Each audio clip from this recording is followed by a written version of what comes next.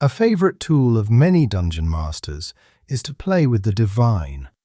Having a cleric or paladin in the party automatically opens up personal plot and a relationship with faith. So today, we're doing something a little different and looking at 7 different levels of how you can introduce the divine at your D&D table. From the small stories about relationships with church and faith, all the way up to epic stakes, interacting with deities themselves, sometimes violently. Here's the quick synopsis. Level 1, your cleric prays into silence and calls it faith. Level 2, the silence starts answering. Level 3, the gods send lieutenants. Level 4, the gods show up in person, and some of them don't leave alive. Level 5, your players carry a spark of divinity themselves. Level 6, they kick down a god's front door. Level 7, somebody at your table sits down on the empty throne. When using the divine in your game, your story and the vibes at your table determine which level to use. Over the next half hour, I'll show you where with the actual books and adventures and the history the realms already wrote for every single rung, so you can steal all of it. And at each level, there's a slide you can freeze frame and carry straight to your table. Let's start at the bottom, where the heavens don't answer at all. Quick note here. We spoil some aspects of several published D&D adventures here that deal with divinity and some playthroughs of Baldur's Gate 3. If you are a player and want to remain totally unspoiled, maybe check out one of our other videos for now. Level 1. The Silent Heavens. At Level 1, the gods are real somewhere in your cosmology, but down here nobody can prove it. Faith works the way it works in our world. People go to services because their parents did. Tides get collected, processions win through town on holy days, relics sit behind glass, and a preacher with real charisma can move a city harder than any spell. When somebody claims a miracle, it happened 2 valleys over, to a friend of a cousin, and the priests sent to investigate would just as soon leave it unconfirmed. The source of divine magic? Well, maybe it's granted by the gods, or maybe it's manifested by faith itself and playing the arcane in a different chord. An example of a setting that uses this is Eberron. Eberron runs its entire setting at this volume and it commits. The Church of the Silver Flame channels real, verifiable power. Paladins burn undead with it every day, but the gods themselves never show their faces or say a word, and Eberron's own theologians argue about whether anyone is listening at all. One nation over, the Blood of Vol looks at that same silence and draws the opposite conclusion. If the divine exists anywhere, it's in your own blood. So stop kneeling. 2 living religions, 1 unanswered sky. The magic works, the question stays open. And that's the point. Here's the twist for Forgotten Realms tables. You can run level 1 there too. Small town Faerun, where the Temple of Chantia is the granary, the social calendar, and the highest court anyone will ever stand in, but the realms puts a knife behind the quiet. In that setting, the soul that worships nobody gets claimed by nobody. The faithless go into the wall around the city of judgment, mortared in, conscious, until they dissolve, and the additions argue about whether that wall still stands, but your farmers have heard of it either way. Faith at level 1 can stay unverifiable and still be the most load-bearing thing in a peasant's life. That tension can run a whole low-level adventure. What your table gets here is religion as politics, community, and mystery. A cleric reads as conviction made visible, and faith stays precious exactly because nobody can check it. So here's how you run level 1 at the table. DM side. Keep every miracle deniable. Weather, luck, rumor, never cut to proof. Make church services the events the whole town plans around. The temple door is the social calendar. Treat temples as factions, tithes, politics, schisms, and 1 ambitious cleric per altar. And pick a rule for divine magic. Rare, quiet, or arguably just faith. Then hold it all campaign.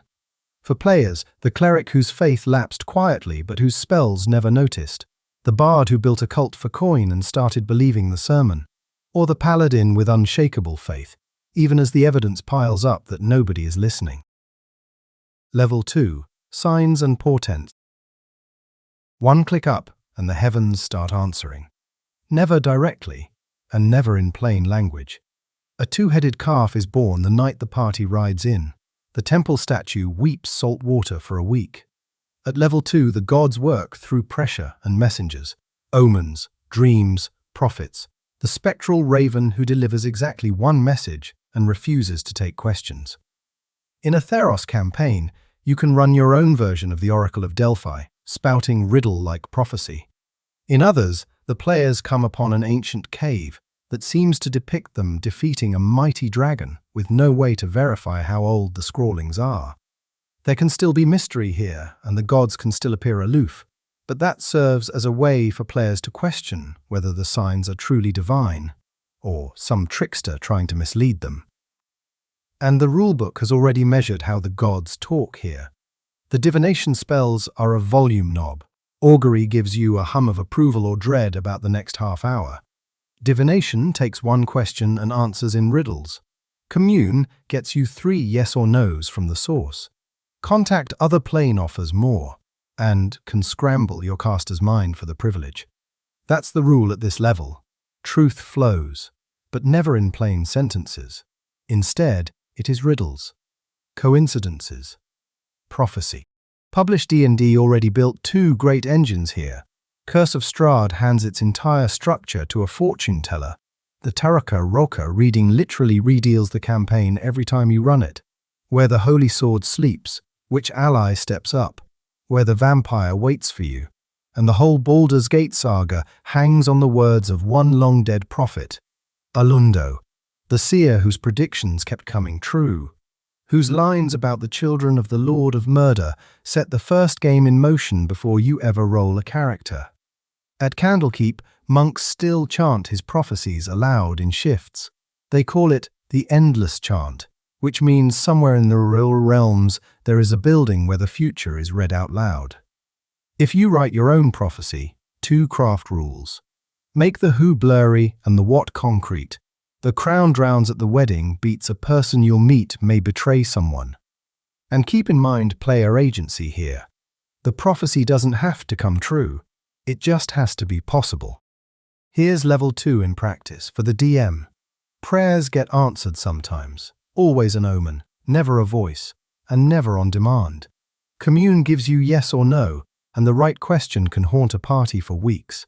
And put prophecy on paper, handouts, props, a card they can hold, then build real pathways for defying destiny.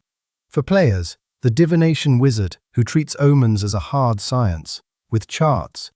The Asimar whose dream guide might be an angel, or something wearing one. Or the cleric with decision paralysis, who won't pick a road, a door, or a tavern without asking their god first. Level 3. The Lieutenants. Level 3 puts the gods in your cast list, but they work through middle management, archdevils, chosen like Elminster, angels with agendas, cult leaders who answer prayers with a knife. The god stays off stage, but the god's will walks around with a name and a face. A lot of the best published adventures live here. Descent into Avernus opens with Zariel, and Zariel arrives with a past. She was the angel assigned to watch the Blood War, decided watching was cowardice, led a host down into Avernus to fight it, hand it, and fell so far she ended up running the place. Her opening move in the adventure is ripping the city of El Turil out of the ground and hanging it over the river Styx on burning chains. The party spends the whole campaign deciding whether she can be redeemed or has to be put down, and the adventure hides an actual instrument of redemption, the sword she carried as an angel, for the party to find. That's level 3, at full power. The lieutenant is a character, with a history, a wound, and 2 possible endings. Your adventuring occurs in a plane that gods actually live in, including the chained-up Tiamat. Baldur's Gate 3 is built the same way, times 3. The dead 3, Baal, Bane, and Miracle, quasi-deities with a criminal record we'll get to in the next level, operate entirely through mortal chosen, and each chosen is a portrait of their patron's management style. Orin kills for art, Gortash files paperwork for tyranny, Ketheric grieves his way into necromancy. The whole time, an undying skeleton named Withers is standing in your camp, raising your dead for pocket change. and the game heavily implies, without ever saying it, that he's Jurgle, the god who ruled death before the Dead Three ever touched it, here to referee the whole contest, and possibly to keep Kelemvor on the throne of the dead. The realms went further and institutionalized the job. Mystra, goddess of magic, staffs a standing network of chosen, Elminster, and a whole dynasty of silver-haired sisters scattered across Faerun as her hands. Elemental Evil's 4 prophets do the same work for darker employers. Once your table hits level 3, every faith worth its shrines should have one faith her knows by name. And sometimes the campaign is the summoning itself. Rise of Tiamat spends its whole length racing a cult that wants to pull the Dragon Queen bodily into the world, and if the party is slow, she starts to arrive. In Red Hand of Doom from 3rd edition, she actually did it, albeit as an aspect. Running level 3 comes down to a few habits. DM side. Every god in play gets one face on screen, a named servant, with wants of their own, and those wants don't always match the boss's.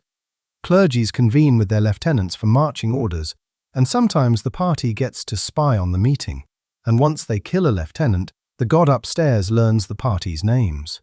For players, the Vengeance Paladin, whose sworn target turns out to be a god's favorite servant, the cleric whose conversion broke a prophecy, and a lieutenant is on the way to correct it. Or the fighter who barely prays, being quietly groomed as the next chosen of Tempest. Level 4. Gods as Dramatis Personae. Level 4 drops the intermediaries. The god is here, on the material plane, in person, wearing an avatar form.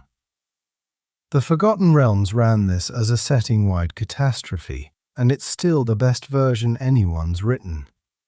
In the Year of Shadows 1358, 2 gods, Bane and Myrkul, steal the Tablets of Fate from the overgod Io. Io's response is to throw every deity out of the heavens into mortal flesh. For months, gods walk Faerun as killable avatars with much more at stake than normal. Normally, the rules are that if a deity's avatar dies, it is simply banished from the material plane for a time based on their divine power, while their true essence remains safely on their home plane. During the time of troubles, the essences were tied directly to the avatars. Death on the material plane meant divine death. As it turns out, the gods were terrible at being mortal, and the divine death toll starts racking up. As someone that got to play a campaign set in this time period, where divine magic only worked if you were near the physical body of your god and the weave was not being maintained, I think it's a great time period to set your game in if you are looking for Delphine themes, but you'll probably need house rules about how magic works that may make your casters feel underpowered. But chances are, if you say you are running this type of game and they choose to be a caster, that may be the game they are looking to play anyway. But anyway, Mystra, the goddess of magic, sensing how dangerous this is for her, banks a piece of her power with a mortal wizard named Midnight. Then she marches to the celestial stairway to force her way home and meets Helm, god of guardians, the one deity Io left holding his full power, under orders to let nobody back in. She pushes, Helm kills her on the stair in front of witnesses, and magic breaks across the realms for months. In Tantris, Bane and Torm, Tyranny and Duty, oldest of enemies, meet at full avatar strength and annihilate each other. Io hands Torm his godhood back for dying exactly the way a god of duty should. At a stone bridge out in the western wilds, Baal, god of murder, gets cut down by a passing mercenary with a very unusual sword. And over Waterdeep's harbour, Myrkul, god of the dead, burns out of the sky in a duel with that same wizard, Midnight. The year closes with 3 gods dead, a returned overgod demanding the survivors earn their worship from now on, and a continent full of mortals who watch divinity bleed out in the street. History files the year under the time of troubles, and the charge sheet on it reads, a theft, several murders, and the biggest unplanned succession crisis in D&D history. If you want level 4 without the apocalypse, Wizards of the Coast already shipped it. Rime of the Frostmaiden puts Oral physically in the campaign. Living on an island of black ice off the coast, holding the 10 towns of Icewind Dale inside a years-long winter. The towns have started paying her in sacrifices, and at least one of them settled on a lottery. She's waiting at the end of the adventure in 3 escalating forms. A god, in person, at the bottom of the final dungeon. And the format has cousins. Out of the Abyss floods the Underdark with demon lords in the flesh, and Rise of Tiamat finishes the thought from level 3. Party too slow, and all 5 of the Dragon Queen's heads come through the portal. Once the god has a body on the map, everything the party believes gets a stress test. Level 4 at the table works like this. For the DM, try the begging stranger who visits every year, and every 8th year the townsfolk kill them, never knowing it's an avatar grading their hospitality. Let an avatar's presence warp the map. Endless winter for Oral, rolling storms for Talos, a world war the moment Tempest settles in. And hand your cleric the mid-campaign crisis. What does faith mean once the god bleeds? For players, the cleric whose distant god is suddenly local and turns out to be an arsehole. The witness who watched a god die, whom nobody believed, now an agnostic monk. Or the noble paladin whose family lands got requisitioned by an avatar who felt like ruling something. Level 5, the spark. Level 5 puts the spark inside the party. 5th edition actually supports this from Session 1. Mythic Odysseys of Theros hands every character a supernatural gift at creation. You start play already marked, already carrying something the gods consider theirs. Even the farm kid with a sword has heaven somewhere in the family story now, and the campaign can spend all 20 levels on what the gods want in return. One of my favorite ways to do this in other games? Make everyone a demigod from level 1. Toss a template on top of their progress. Extra feats and ability score increases. But scale the threats they face to compensate. When Hercules shows up, it's not to stop bandits, it's to kill the Hydra. Explore themes related to parents. How much do their divine parents interact with them, and is there any bad blood? Do their parents fear them or just want to turn them into another servant? For the high end, the older editions did the homework, and it's worth knowing the resources you can look into there. 3rd edition's Epic Level Handbook took characters past level 20. Its companion, Deities and Demigods, printed the actual ladder. Divine ranks 0 for quasi-deities, ranks 1 through 5 for demigods, and on up, which means there is an official, numbered answer to how God is my character right now. 4th edition built Ascension directly into its endgame. Demigod is a printed epic destiny right there in the player's handbook. And all the way back in 1986, basic D&D shipped an entire box set for playing Immortals. 5 cosmic spheres of power, mortal campaigns retired into God games. 5th edition's whole printed answer, by contrast, is Epic Boons, a couple of pages in the Dungeon Master's Guide, a feat slot in the newest rules. Past 20, you're on homebrew and conversions, which is half the reason this level feels so rare at real tables. The books exist, they're just older than your players. Here's what changes when you run it. The encounter list. You're done with orcs. Every fight, favor, and dungeon now hangs on something cosmic. A rival demigod, a jealous patron, a temple that worships one of the PCs and has strong opinions about their recent behavior. Give the party worshippers early, because a congregation is the best trouble generator in the game. It can be threatened, taxed, stolen by a rival, or turn heretic about its own patron, who's sitting right there at the table arguing back. Divinity becomes the weather the whole campaign happens inside. Here's how to run level 5 day to day. DM side. Retire mundane threats out loud. The fiction itself should notice the party outgrew bandits. Keep asking what these almost divine characters want from divinity. Do they covet it, challenge it, or sign on as lieutenants? And give the PCs fans, because some fans create far more problems than they're worth. For players, the demigod calling into the heavens for a parent who never once answers. The sorcerer whose bloodline is a dead god's ember trying to reignite. Or, if your table likes it timey-wimey, the warlock whose patron turns out to be themselves, calling back from a future timeline. Level 6, Dethroning. At level 6, the party takes the fight to the god. No avatar, no weakened form. They walk into the god's own house and swing at full strength. Video games turned this into a genre of its own, and God of War is the reference, but watch what Kratos actually does, because it's a DM lesson. He saves Zeus for last. He spends entire games working up through the Pantheon's lower ranks, the boatmen, the brothers, the messengers, and by the time he reaches the summit, the audience believes the top of the mountain is reachable. That escalation is the design. Your players need the same climb. Importantly, his vendetta is personal. They shouldn't just be challenging a deity because they think they can. They do it because since level 1, this deity has been behind every tragedy that got them to 20.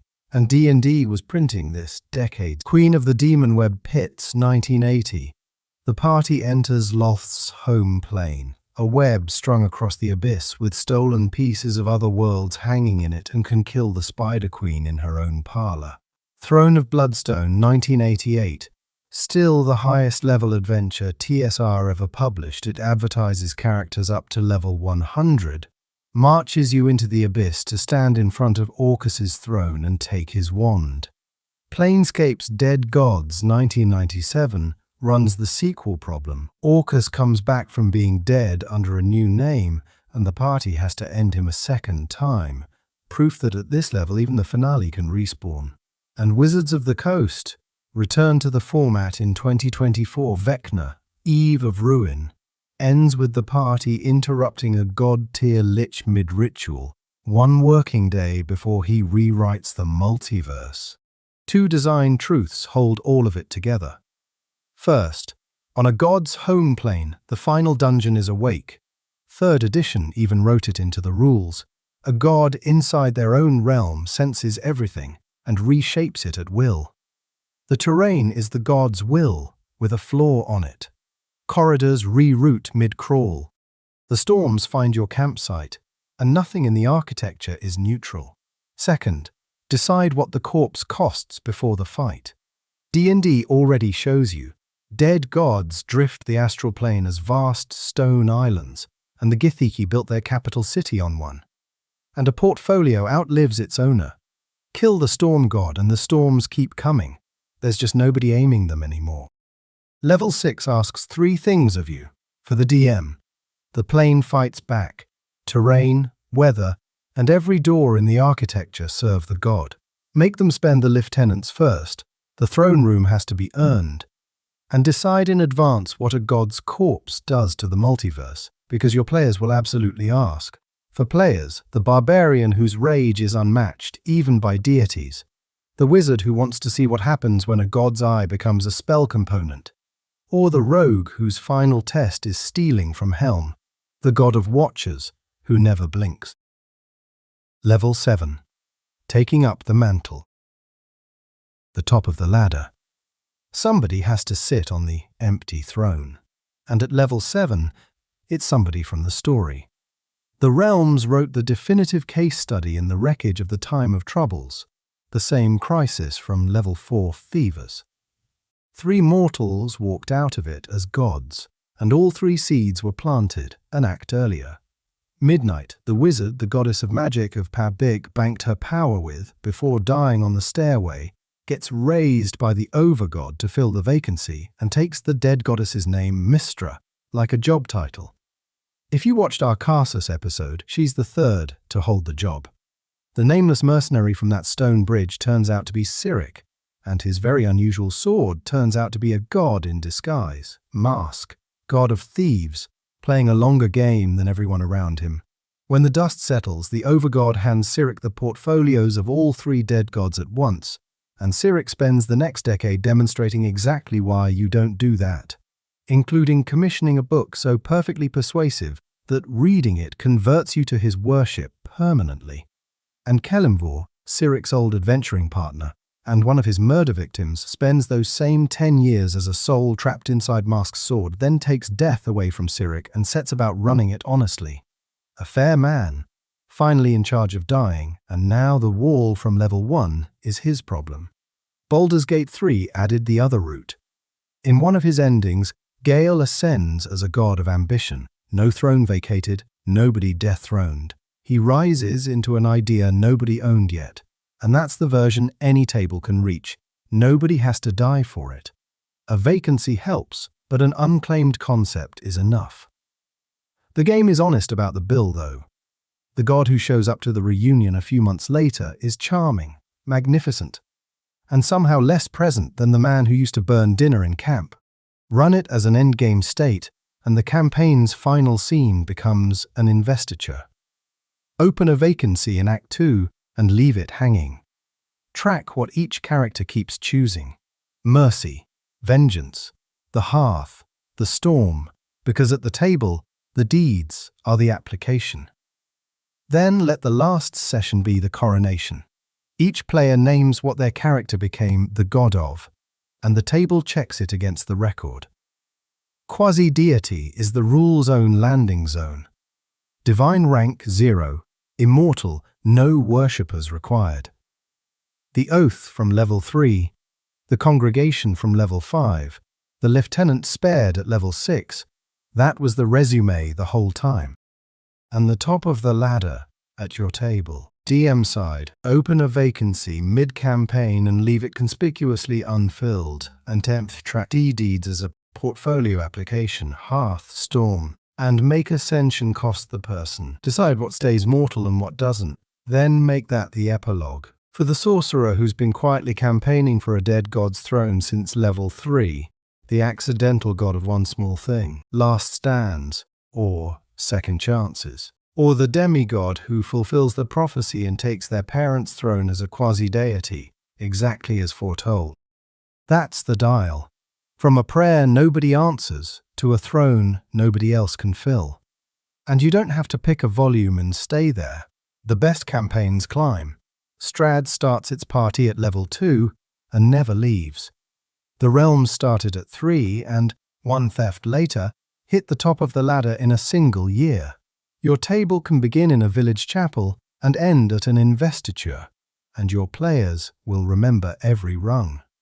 If this was useful, the subscribe button is right there, and the Time of Troubles video is coming. The year the gods fell, told as the crime it was. See you in the realm.